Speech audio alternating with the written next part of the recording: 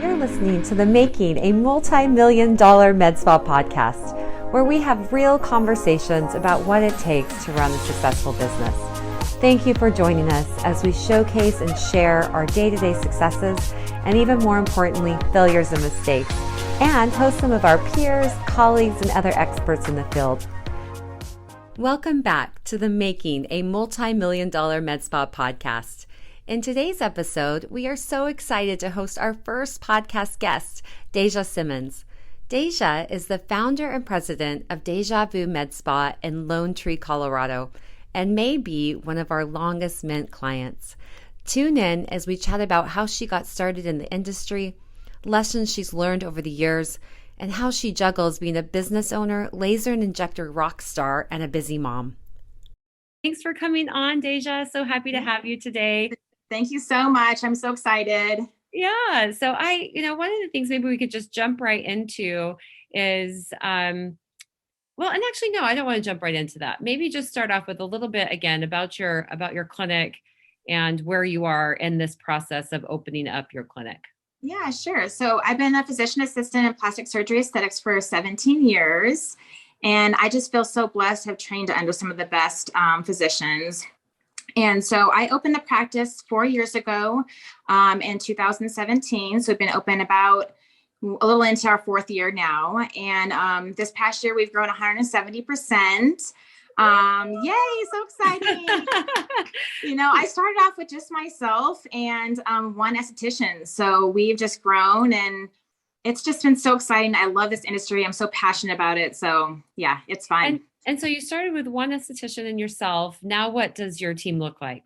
I have a team of 6 now. Wow. And yeah, we're looking to grow into a bigger space. So very exciting. And so out of that 6, what are the roles that you have? Yeah. So I have 2 master estheticians, a master cool sculptor, and then I have a VP of operations and a practice manager myself. So I do clinic as well as just the business side. And then that's it. Yeah. One of the questions I get asked all the time with clinics that are just opening up is when to make the decision to hire. So, after that first, who was the first person you hired after, as you were growing? An esthetician. So, being a physician assistant in plastic surgery aesthetics for so long, I knew it was going to be hard doing the business side and being the marketer and the admin and, all of the above, accountant, but also I love my patients. And so having to be able to treat them with services, I just knew that having an esthetician do the other kind of services would be beneficial for my practice. And I should have clarified. So after that first esthetician, because you opened with her. I should have explained that better. But after her, who did you hire? So another esthetician. Awesome. I mean, that's exactly what I wanted to know. Did I hear that right or wrong? So it was you and the 2 estheticians. Yeah. So me, an esthetician, then I hired another one. And then that one did cool sculpting as well. And then I hired a kind of a friend of mine that I knew through the business, like a connection, who is just amazing asset to our team. And so she became kind of the jack of all trades. So, as you first start, you're doing your hands are in a lot of different jars and you're trying to figure out, receptionist and the business side and the clinic side. And so she really helped me along with doing the front desk as well as doing the VP of operations. She was kind of my right-hand person. And then as we grew, I brought on a practice manager and then a master cool sculptor. So I think it's constantly changing depending on your background and what your vision is. Definitely. And so with your 2 estheticians, do they also do cool sculpting, or is all the cool sculpting done by your master cool sculpting provider? All by my master cool sculpting. Yeah. Okay. So both of my estheticians are laser certified. So they do the lasers now. And so I've transitioned from doing all different services to just doing injectables and then the business side. Okay. Got it. I love it. I mean, so many shifts along the way. And I think a lot of times it's if you start an esthetician or a nurse or one of your providers with a procedure, how that looks to not necessarily take it away, but to shift it from one person to another, and how that process looks. I think a lot of clinics feel like, well, if they started with it, they should be able to keep it, but it doesn't always work out that way. It doesn't. And also you find different strengths, right? In different clinicians, different, my practice manager setting those goals for my employees. And I feel like it's constantly changing, so the onboarding, the training, and then, see what their strengths are and where they should lead. Okay. So looking back to those first days, is there anything that you wish you would have known? 100%. So the first thing I think is just understanding the overhead, right? The expenses. And, in this industry, especially if you're full service medical spa, having those lasers and hydrofacials and body contouring, there's a lot of overhead. So not only letting the employees kind of understand that, but giving them part of that growth of your business. And so letting them understand that they're part of the process. And so I think that's been, one thing I've kind of learned is setting those goals for them, letting them understand the basics of the numbers, right? So what does a device normally cost and that kind of stuff. So that's probably one thing. But also I feel like it's a purpose that they understand that they're part of this process and that they help that growth. Do you feel like all the equipment you made, the purchasing you made in the beginning was the right choice? Do you feel like, oh, maybe I would have done something a little differently? No, not really, because I am not really one to jump. So I do a lot of research. I like a lot of white papers, clinical studies. I learned through you guys. I've learned through lots of people in the industry. So I feel like the purchases that I bought are amazing. Yeah, that's always a good feeling, isn't it? It's like, Yes. especially once you get them up and they're bringing in some revenue for you. But I know, I mean, even now we're researching, 3 to 4 different devices, and it's just, trying to make the right decision and not spend money on something that's not going to be effective or, last the next 6 months to a year. So, we look at a piece of technology that just needs to last at least 5 years, but number one is effective. So our team loves it. Yeah. And I agree. And, coming from plastic surgery too, I do remember those devices sitting in the closet, and it's like, the thousands of dollars that you spend on that device, and now it's just a coat hanger, it's hard. So you really have to do your research, I feel like.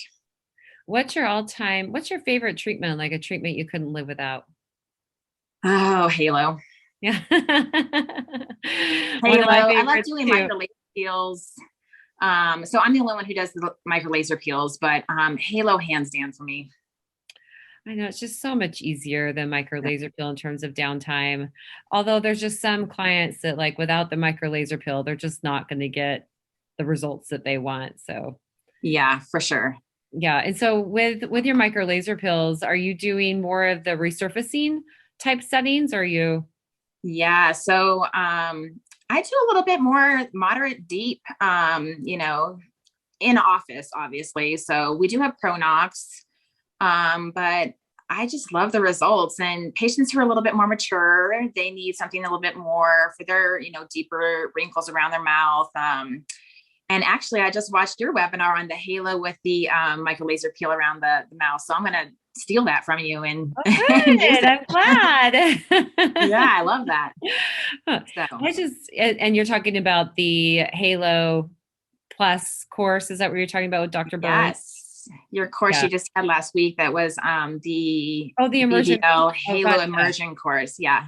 Gotcha. Yeah. So I didn't get to sit in on all of it, but the one thing I took from it was the Halo and then doing the perioral lines with micro laser peel. So and I think even, it's one of those things where clients, even though the downtime is harder here, they seem to be so much more okay with it when it's one zone versus full face. And especially when it's around, the perioral versus periocular, because then they don't have that excessive swelling and oozing around their eyes. It's just around the mouth, it tends to be a little bit easier.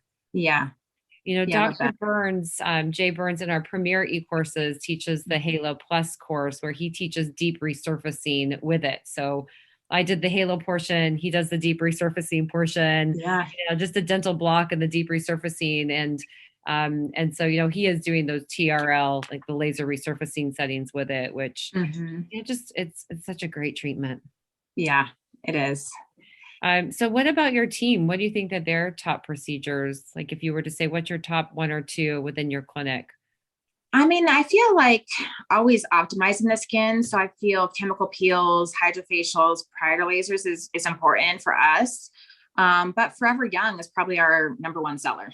Yeah. So Yeah. the Forever Young BBL. Yeah. And are you using the Forever Clear at all? Yes, actually, we do have quite a bit of teenagers that we do from the high schools that we do Forever Clear. Yeah. And I love it. I just love that treatment. It's such a great Hmm. option. Yeah. So what, kind of looking at our industry and I know meetings haven't been as popular, but there's been a lot of virtual meetings and some meetings that we've attended. What do you think in terms of the industry, the direction it's going, or is there anything that excites you about what you see happening in the industry? I mean, I think coming from plastic surgery as well, it's just this non-invasive med spa industry is booming, right? Like we've had COVID, people are now on Zoom, so they're more self-aware of what they look like. And so the growth rate is going to be huge. But not only that, non-invasive, low downtime, if any downtime, right? You can do it for every young BBL, and then the next day they can pretty much put makeup on, go back to work. And so in our fast-paced world, I love that our technology is so much better from when I first started in the industry. Yeah. So what made you split off from the group you were with and start your own business? My babies. Oh. So I think I've always just been a go-getter kind of person. And so, I had my kids and I wanted to kind of change that balance between having, staying home. And although I probably work harder now than I did I was before. going to say, how did that work out? At least the first year or two, right? Well, so I was a little bit of a unique story because I opened the practice 2 months after I had my son. So I literally had him on my chest. We would walk around. One of the exam room was his bedroom. And so, I think it's just constantly being determined and persistent and knowing where my vision goes and not quitting, right? Just keep going. And so, but I still get the opportunity to work around my schedule if I want to. Yeah, it's such a So. it's so important for me as well. I can't believe you had a 2-month old going working in your I mean, opening your doors with a 2-month old. That's just like blows my mind. Honestly, when you look back on it, you're like, I don't even know how I did that. Amazing. I mean, just the lack of sleep Yeah. alone, that piece, and then to try to come in a job that you know so well and have nothing new and changing, and yet in your environment, like everything was changing. Yeah. And, I think just back then it was 1 foot forward and, you just keep your head up and you just keep going, being positive and determined. And I have an amazing husband who helped me through it. And so his practice is actually, or was in the same building as us. So we kind of shared the duties. But yeah, even now it's been crazy with the transition. So my husband's now in South Dakota. So I have my 3 little kiddos and he's traveling Sunday through Thursday. And so, it's life changes and you just have to put your head up and it's all about attitude, right? It's all about I attitude. cannot agree more. I mean, it's just, and I feel like over the past couple of years, it's just the people that have that concept really down Mm-hmm. are doing so well right now because it was like, all right, this is happening over here, and there's so many sad and horrible things happening with it, but it's all in how we look at it because we can't control it. So how are Mm-hmm. we going to respond? How are we going to feel? What are we going Yep. to do? And it seems like so many of our friends in the industry are doing so well right now. And many Mm-hmm. of them have very similar feedback from you. It's like, it's just your attitude. Like, this is what we can control. This is what we can Yep. do. You just go for it. Yeah, and I think it's good and bad. You just learn from it, and there's going to be bumps in the road, and it's perception and attitude, and just know successful people and winners are not those that fail, but those that just don't quit. And so I think that's my goal is I'm always looking for how can I improve myself? How can I improve my business, my employees? Make them the best, most knowledgeable. So I think it's all about attitude, perception, just being determined, and you know, having goals. So, how are you balancing being a mom of three on your own for so many days a week and running your business? So I have an amazing au pair, so she definitely helps. I think I She, would need three. I agree. Yeah. It's early mornings, it's late nights, it's self-care. So I try to get myself to the gym at least 4 times a week to, just that's kind of my like sanity, honestly. And so I think it takes a tribe. Yeah, definitely. So, So how old are your kids now? So my son is 4 now. So we opened 4 years ago, and my daughter is 7, and then my oldest is 9, and another daughter. So I mean, you must be like full-fledged in sports or music, art, dance. yeah, so they do The two something older 4 ones. nights a week. So they are in School of Music, School of Rock, it's called. It's a pretty cool, they get to choose an instrument and play. They're in drama at school. They're in volleyball. So I just feel it's important to have that balance and let them do a little bit of everything and figure out what they're passionate about. And in the meantime, I'll work my little tail off to show them that what that means, and that it's important for them to be, goal oriented and work hard, and what that will transition into. Yeah. Yeah. I feel very similar. I'm Mm-hmm. always telling our youngest though, even though he's just, he's only 5, but I want him to find something that he loves so much that doesn't feel like work. And which is what Yeah, I feel like I was fortunate enough to find, so it's me like too. find all of your passions, because one of those passions can become something that makes you money one of these days. Yeah. And I think it's important to expose yourself to that, right? Because I started at a PA school. I started in orthopedics, and then I went into plastic surgery. So it's all about taking those paths, and they're ever changing, and just figuring out that passion and then following that passion. And so I agree. My job is not really my job. It is my passion. I love doing it. I love my clients. They're my family. So I think that makes a big difference. So your husband's in South Dakota. That's where he's working. So you're going to Yeah, open up another clinic there? I'd love to. I'd love to be all over the place. Yeah, you guys could just, although it'd be hard with 3 kids. So I say travel know. back and forth, but that would be a Yeah. little difficult with their school and everything. Yeah, no, he had an opportunity after COVID to help the Indian Health Service better the healthcare for Indians. And so it kind of came full circle. His mom passed away from lung cancer 3 years ago, and she loved Indians. So he had an opportunity to do a consulting job as a podiatrist. And so he's in South Dakota Sunday through Thursday, just trying to better the healthcare system. So it's That's rewarding. amazing. That's amazing. Yeah. Wow. So it's been a big transition for me, being gone and having pretty much full responsibility. But, you just keep on plugging on. The rewards will come right back. That's just so much giving. So 100%. it's got to be coming back at Yeah. some point, right? I think that's the other thing that I have learned through, I wish I would have known prior to opening the MedSpa, is just the employee aspect too. So like creating that culture for people, understand that you are new and there's going to be transitions and growing pains that are inevitable. But if you create that culture of hard work and teamwork and kindness within each other, that really can make a big difference in your practice. Definitely. I mean, I look at us and, we've been open for 20 years and there's still change, Mm-hmm. and I always tell my team, I'm like, if we're not growing, we're dying. Yeah. So better to be changing and growing and learning than Yep. being bored Yeah. and just wanting, I mean, I think that piece, it's again, back to like, it's all in how you look at it. And that no matter how long you've been in business, in our industry anyway, because there's smaller businesses, but even in the larger industries or businesses, like there's always going to be change, because there's so many things that happen that we can't control.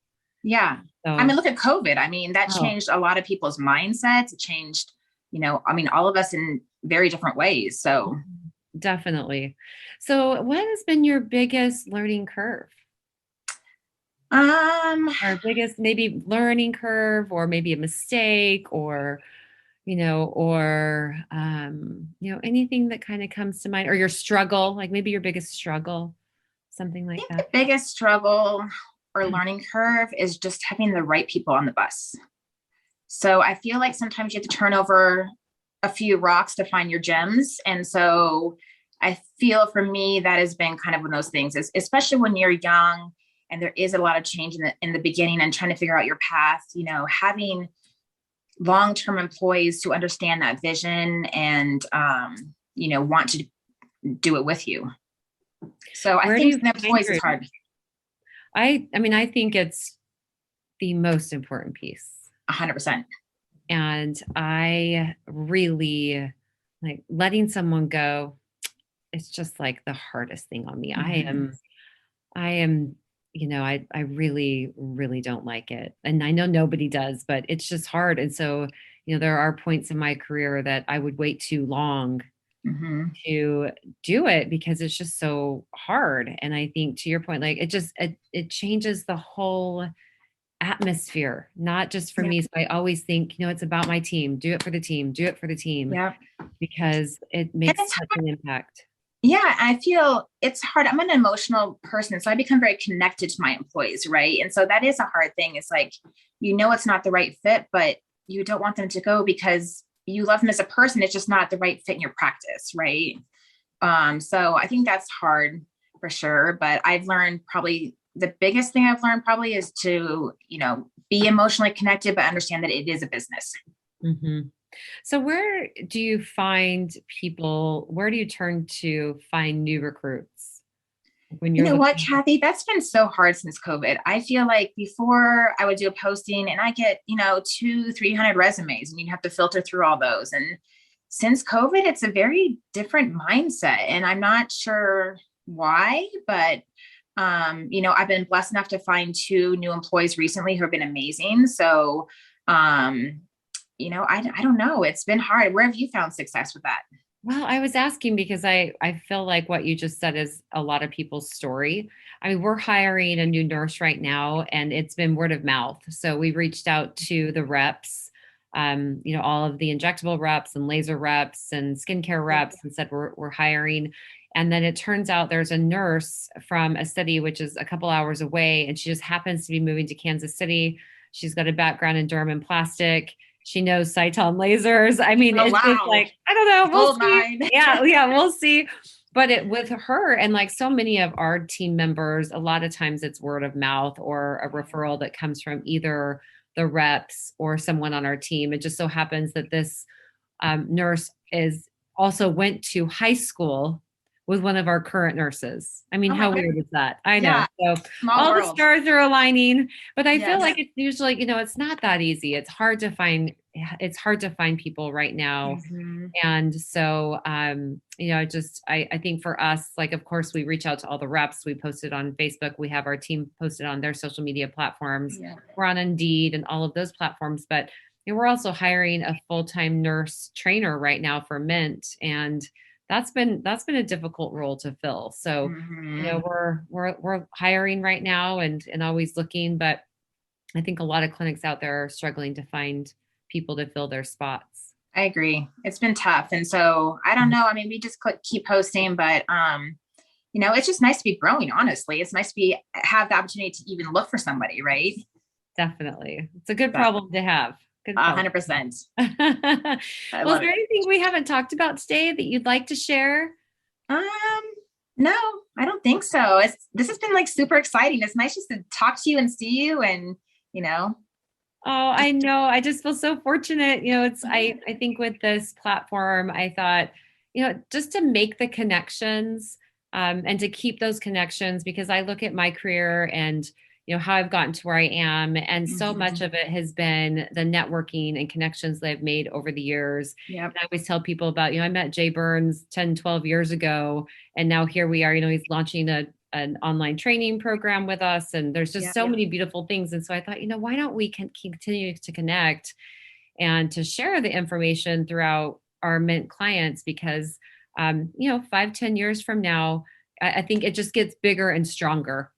It does. And it's funny because I actually got into this industry partly and then opened my own MedSpa because of Matt Toronto. So he came to Denver for a Cyton dinner and we were invited, my husband and I were. And as soon as he talked and finished the whole thing, I was like, okay, I want to be you. How do I be you? What do I do? I don't want to like reinvent the wheel. I just want to know how you become so successful. And so, then I came out and I trained with you guys for, weeks probably. And that's how it all began.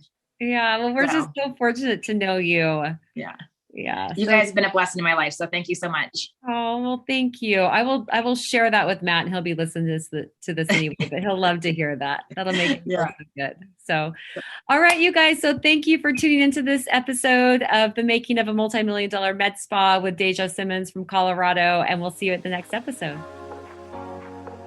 Thank you for tuning in to The Making of a Multi-Million-Dollar Med Spa podcast. For helpful links and more information about any of the Mint training tools and resources mentioned in today's episode, be sure to visit mintaesthetics.com/podcast.